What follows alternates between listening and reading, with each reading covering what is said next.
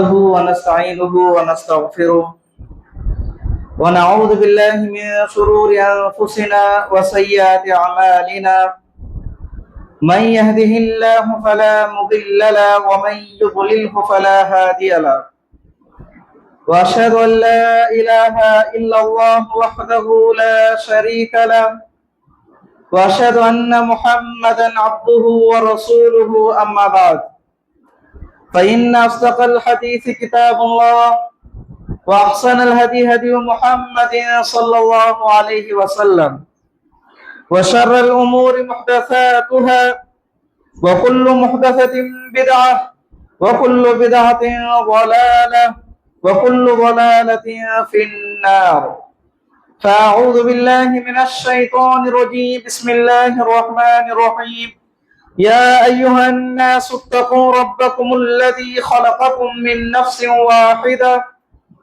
وخلق منها زوجها وبث منهما رجالا كثيرا ونساء واتقوا الله الذي تساءلون به والأرحام إن الله كان عليكم رقيبا يا أيها الذين آمنوا اتقوا الله حق تقاته ولا تموتن إلا وأنتم مسلمون يا أيها الذين آمنوا اتقوا الله وقولوا قولا سديدا يصلح لكم أعمالكم ويغفر لكم ذنوبكم ومن يطع الله ورسوله فقد فاز فوزا عظيما وقال أيضا واعبد ربك حتى يأتيك اليقين புகழ் அனைத்தும் ஏக இறைவனாகிய அல்லாஹ் ஒருவனுக்கே அவனுடைய சாந்தியும் சமாதானமும் அவனுடைய தூதர் முஹம்மது ஸல்லல்லாஹு அலைஹி வஸல்லம் அவர்கள் மீதும் அவருடைய வாழ்க்கை வரலாறு பின்பற்றி வாழ்ந்த உத்தம சஹாபாக்கள் தாபிஈன்கள் தபூ தாபிஈன்கள் உலகத்தில் வாழக்கூடிய அனைத்து முஸ்லிம்கள் மீதும் உண்டாட்டுமனாக. கண்ணியத்திற்குரிய எல்லாம் வல்ல அல்லாஹ்வின் நல்லடியார்களே, அல்லாஹ்வுடைய மாபெரும் கிருபையால் நாமெல்லாம் ரமலானுடைய மாதத்தை முடித்துவிட்டு இந்த ஷவ்வாலுடைய மாதத்தில் இருந்து கொண்டிருக்கின்றோம். அல்லாஹ் சுப்ஹானஹு வ தஆலா மனிதர்களை படைத்த நோக்கம் வமா ஹலக்துல் ஜின்ன வல் இன்ஸ இல்லா லியஅபுதூன், மனிதர்களையும் ஜின்களையும் அல்லாஹ் ஒருவனை வணங்குவதற்காகத்தான் படைத்தேன் என்பதை அல்லாஹ் சொல்லி காட்டியிருக்கின்றார். அந்த அடிப்படையில் உலகத்தில் வாழக்கூடிய எந்த மனிதர்களாக இருந்தாலும் அவர்கள் அல்லாஹ்வை அதிகமாக வணங்கிக் கொண்டே இருக்க வேண்டும். அல்லாஹ்வை வணங்கவில்லை என்றால் நிச்சயமாக அவர்களுக்கு அல்லாஹ் கடுமையான தண்டனையை கொடுக்கக்கூடியவனாக இருக்கின்றான்.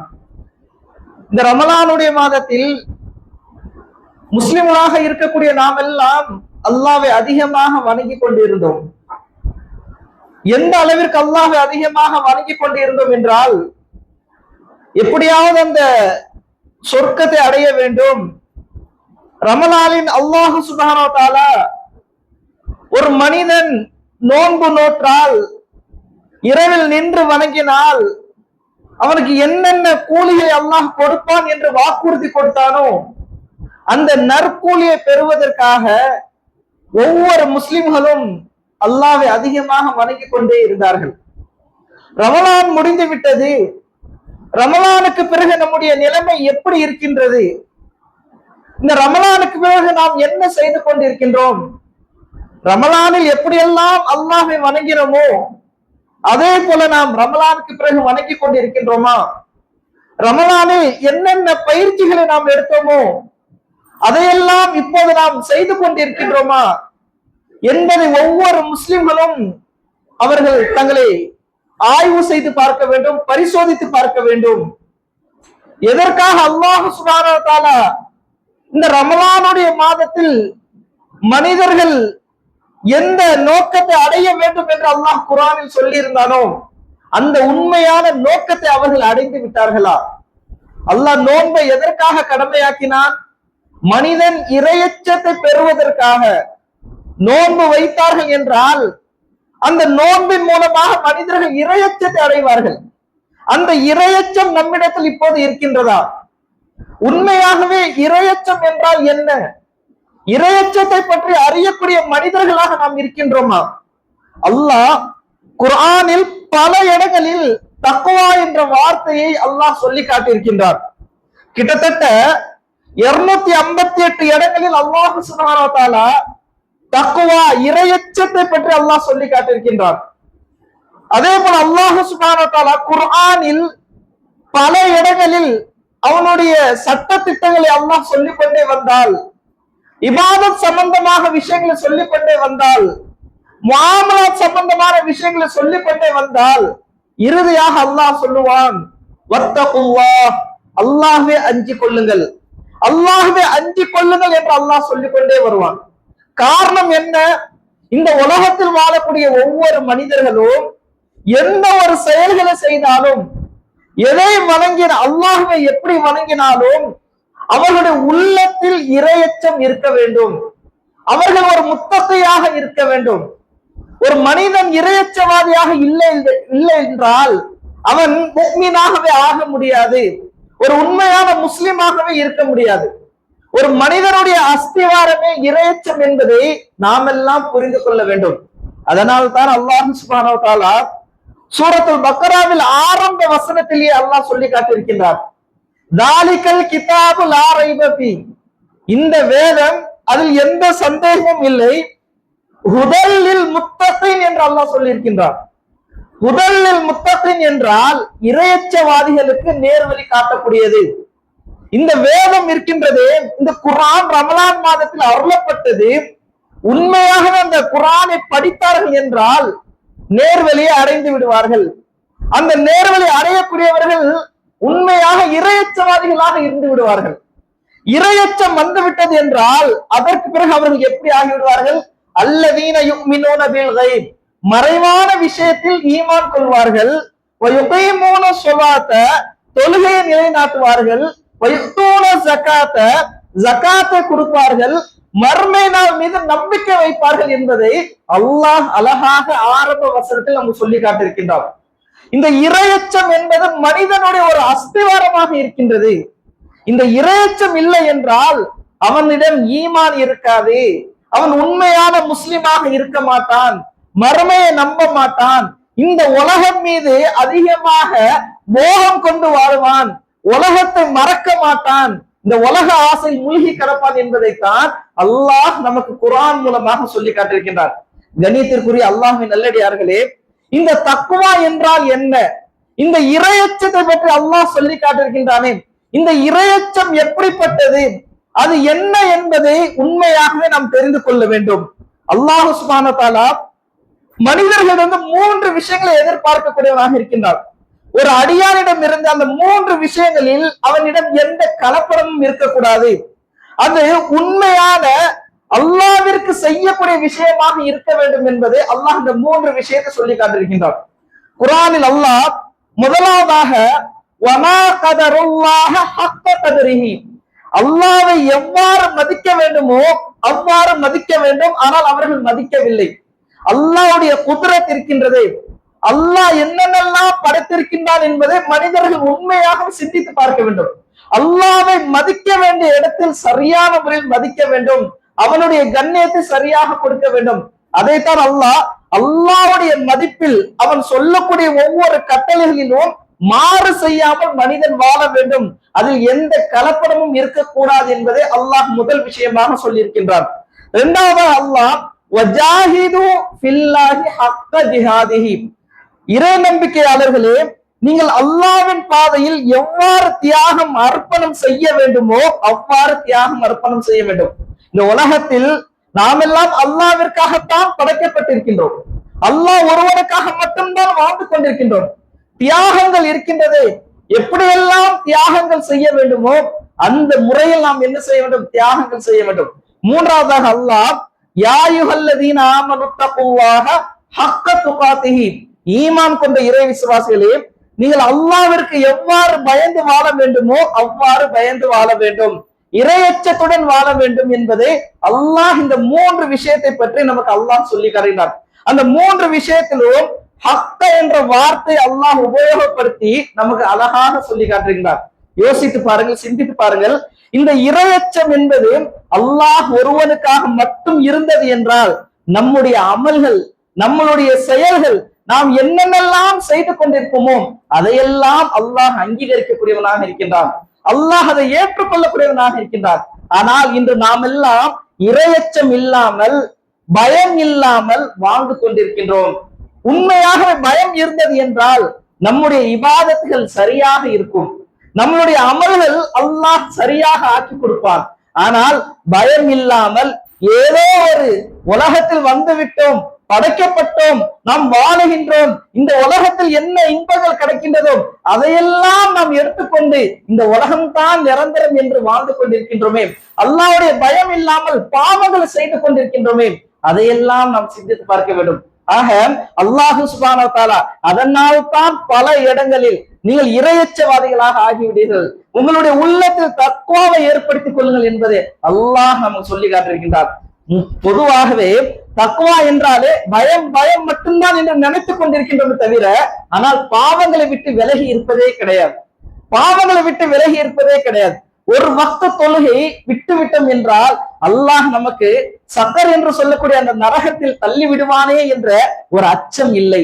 நாம் நோன்பு வைக்கவில்லை என்றால் அல்லாஹ் நமக்கு தண்டனை கொடுப்பானே என்ற பயம் இல்லை.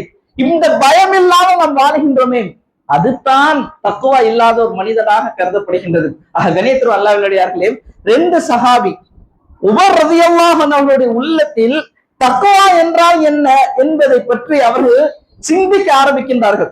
அல்லாஹ் குர்ஆனில் அதிகமான இடங்களில் தக்வா தக்வா, இரையச்சம் இரையச்சம், நபிகள் நாயகம் ஸல்லல்லாஹு அலைஹி வஸல்லம் கூட இந்த இடத்தை உள்ளத்தை காட்டி தக்வா ஹாஹுனா அத்தக்வா ஹாஹுனா என்று சொன்னார்களே, அந்த தக்வா என்றால் எப்படி நாம் விளங்கிக் கொள்வது, அந்த இரையச்சத்தை எப்படி நாம் புரிந்து கொள்வது என்பதை அவர்கள் சிந்திக்க ஆரம்பிக்கின்றார்கள்.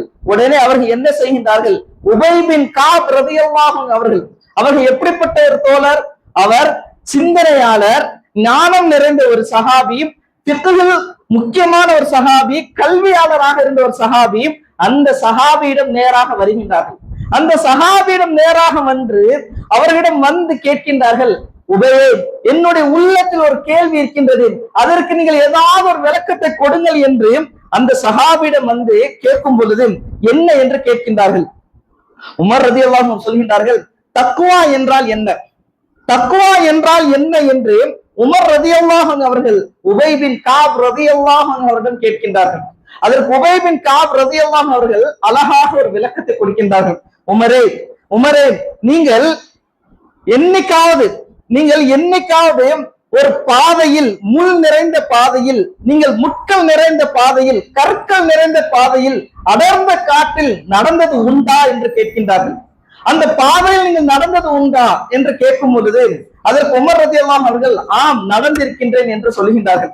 அந்த பாதையில் எப்படி நீங்கள் கடந்து செல்வீர்கள்?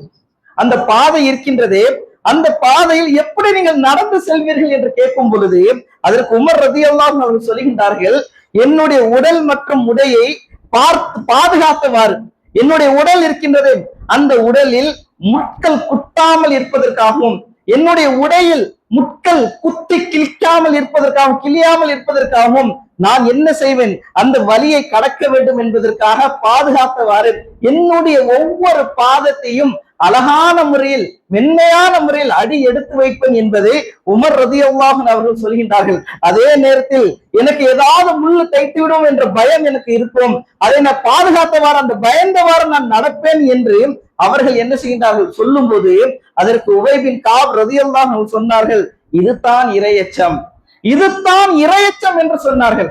ஒரு மனிதன் உலகத்தில் வாழும் பொழுது தன் வாழ்க்கையில் ஈமானம் கெட்டு விடாமல், இந்த உலகத்தில் நாம் வாழுகின்றோம் என்றால் நாம் ஈமானுடன் வாழ வேண்டுமே, அந்த ஈமானம் கெட்டு விடாமல், அமலும் கெட்டு விடாமல், சூழ்நிலை எனும் முட்கள் நாலாபுறமும் சூழ்ந்திருக்க, நம்மை சுற்றி எவ்வளவு கஷ்டங்களும் எல்லாமே இருக்கின்றது, நாலாபுறமும் சுற்றி இருக்க அவற்றில் சிக்கி விடாமல் விலகி இருந்து கவனமாக வாழ்க்கையை கழிப்பது தான் இரையச்சம் என்று பதில் அளிக்கின்றார்கள். நம் இந்த உலகத்தில் வாழும் பொழுது நம்மை சுற்றி பல சூழ்நிலைகள் ஏற்படும், குடும்ப கஷ்டங்கள் ஏற்படும், சோதனைகள் ஏற்படும், அழகான ஆசைகள் ஏற்படும், அழகான அலங்கரிக்கப்பட்ட இந்த உலகம் நம்ம கண்ணுக்கு காட்டப்படும். இதையெல்லாம் பார்த்து நம்முடைய வாழ்க்கையை அல்லாஹ்வை பயந்து நாம் வாழ்ந்தோம் என்றால் இதுதான் இரையச்சம். எங்கே இதில் நாம் மூழ்கி விடுவோமோ, அல்லாஹ் எதை நமக்கு கடமையாக்கினானோ அதை விட்டு நாம் உலக ஆசையில் மூழ்கி விடுவோமோ என்ற ஒரு பயம் இருக்கின்றதே, இதுதான் இரையச்சம். ஆக இப்படித்தான் இரையச்சத்தை ஒரு மனிதன் உண்டாக்கி கொள்ள வேண்டும் என்பதை அல்லாஹ் நமக்கு சொல்லி காட்டுகின்றார். ஆக கண்ணியத்துடைய அல்லாஹ்விடையார்களே, இந்த ரமலானுடைய மாதம் நமக்கு எதை கற்றுக் கொடுத்தது? ரமலான் நமக்கு எதை கற்றுக் கொடுத்தது? உண்மையாக இரையச்சத்தை நமக்கு கற்றுக் கொடுத்தது. ரமலான் அல்லாத நாட்களில் நாம் எப்படியெல்லாம் இருப்போம், நாம் என்னென்னலாம் செய்வோம், நம்மளுடைய அமல்கள் குறைந்து இருந்தது. ஆனால் ரமலானுடைய மாதத்தில் நாம் அதிகமாக அமல்கள் செய்தோம், நம்முடைய உள்ளத்தில் ஒரு இரையச்சம் வந்ததினால் நாம் சரியான நேரங்களில் 5 வக்து தொழுகையில் பாங்கு சொல்லப்பட்டால் உடனே பாங்குடைய ஓசை கேட்ட உடனே நாம் என்ன செய்து விடுவோம்? தொழுகைக்கு வந்து விடுவோம். இது ஒரு இரையச்சம். அல்லாஹ் நம்மளை பார்த்து கொண்டிருக்கின்றான், அல்லாஹ் நமக்கு நற்கூலியை தரக்கூடியவனாக இருக்கின்றான், அல்லாவிற்காக நாம் தொழுகின்றோம் என்ற எண்ணத்தில் அந்த இரையச்சத்துடன் நாம் என்ன செய்வோம்? தொழுகைக்கு வருவோம். அதே போல ரமலானுடைய மாதத்தில் நோன்பு வைத்தோம் என்றால் அந்த நோன்பில் நாம் என்ன செய்வோம்? தாகம் பசிக்கும் போது சாப்பிடாமல், தாகம் எடுக்கும் போது தண்ணீர் குடிக்காமல் அல்லாஹ் நம்மளை பார்த்து கொண்டிருக்கின்றானே, என்ற ஒரு எண்ணத்தில் நாம் என்ன செய்வோம்? அந்த நோன்பை அல்லாவிற்காக நாம் சாப்பாடை தியாகம் செய்து, தண்ணீரை தியாகம் செய்து நாம் நோன்பு வைக்கக்கூடியவர்களாக நாம் இருந்தோம் அல்லவா? அதுதான் உண்மையான இரைச்சம். அதை விட அதிகம் என்ன தெரியுமா?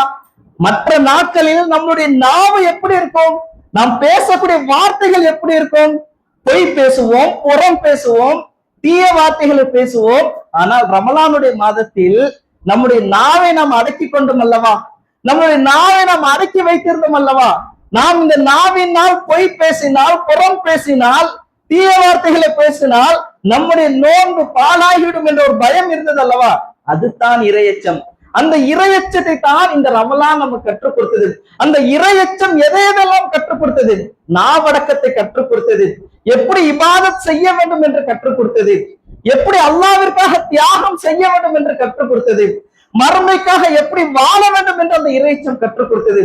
ஆனால் ரமலான் முடிந்தது, இரையச்சம் போய்விட்டது. ஏதோ விருந்தாளி போல வந்தது போல் நம்ம உள்ளத்தில் இரையச்சம் இருந்தது. ரமலான் முடிந்த உடனே அந்த இரையச்சம் போய்விட்டது அல்லவா? அந்த இரையச்சம் நம்ம இடத்தில் இல்லையே. அதைத்தான் நாம் சிந்தித்து பார்க்க வேண்டும். அந்த இரையச்சம் மட்டும் நம்முடன் இருந்தது என்றால் நாம் நிச்சயமாக இந்த உலகத்தில் வாழும் பொழுது அல்லாஹ்வுடைய பயத்தோடு நாம் வாழ்வோம். எந்நேரமும் சரியான நேரங்களில் நாம் தொழுது கொண்டிருப்போம். நாம் எந்நேரமும் நாவடக்கத்துடன் நாம் வாழ்ந்து கொண்டிருப்போம். நாம் எந்நேரமும் அல்லாஹிற்கு எப்படியெல்லாம் தியாகம் செய்ய வேண்டுமோ அதே போல தியாகம் செய்து கொண்டிருப்போம்.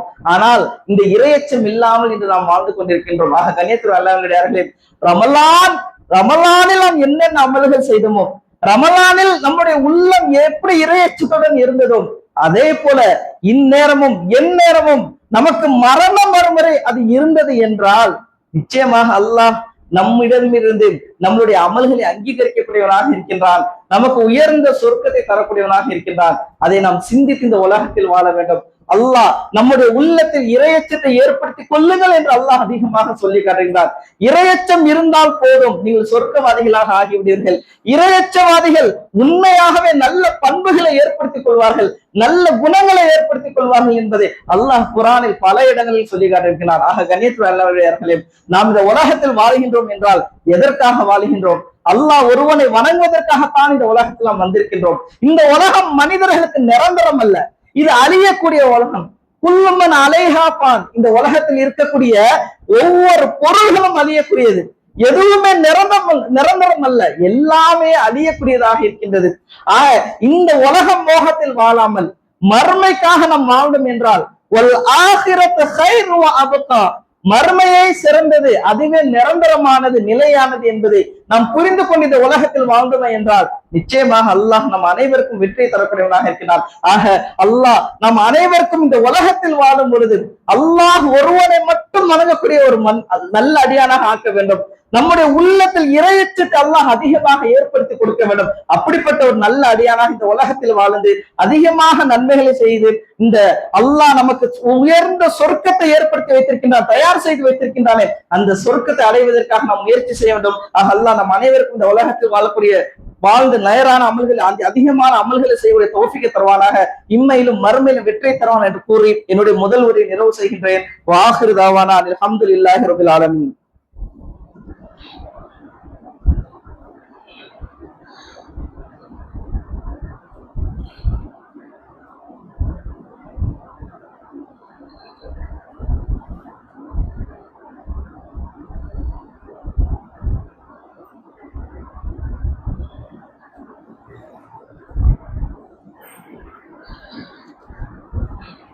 நஹ்மதுஹு வ நுஸல்லி அலா ரசூலிஹில் கரீம். அம்மா பஅத்.